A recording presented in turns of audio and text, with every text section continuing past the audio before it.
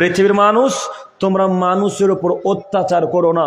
যদি তোমরা অত্যাচার করো তাহলে আল্লাহ তোমাদেরকে জাহান্নামে দিবে। আর অত্যাচারিত ব্যক্তি মানে যার উপর অত্যাচার করা হয়েছে, এই লোকটা যদি আল্লাহর কাছে দোয়া করে তো আল্লাহ তাআলা পর্দাটাকে হটিয়ে দিয়ে তার দোয়া কবুল করে নেন। আল্লাহু আকবার। আল্লাহ পর্দার ভেতরে আছেন না পর্দার বাইরে আছেন? কথা বলেন একটু। পর্দার ভেতরে না? পর্দার ভেতরে আছেন।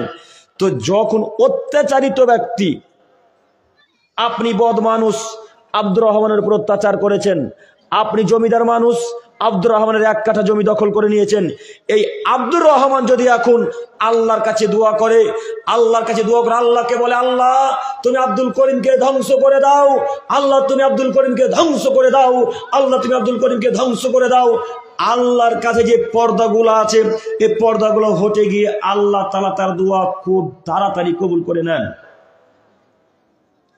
আপনাকে এই জন্য বলেছি যে জিন্দেগিতে কোনো মানুষের উপর অত্যাচার করবেন না, জিন্দেগিতে কখনো অত্যাচার করবেন না। আপনারা চাষি মানুষ, চাষ করে কি? চাষ করেন তো? চাষি মানুষেরা বেশি তো জমি জায়গা দখল করে।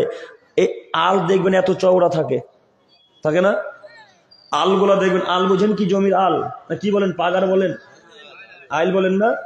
ওই জমির আইলগুলা দেখবেন এত চওড়া ছিল। মুরব্বী সাহেব যত বড় সাইজ আছে কাটতে কাটতে কাটতে কাটতে কাটতে কাটতে এখন এই পর্যায়ে এসে ঠেকিয়েছে। আছে জমি দেখেছেন এরকম? এখন একটা মানুষ ভালোভাবে যেতে পারেন আলটা দিয়ে। বলেন এই লোকটা অত্যাচারী কিনা? কথা বুঝাতে পারলাম না। বলেন এই লোকটা অত্যাচারী কিনা? এই লোকটাই অত্যাচারী।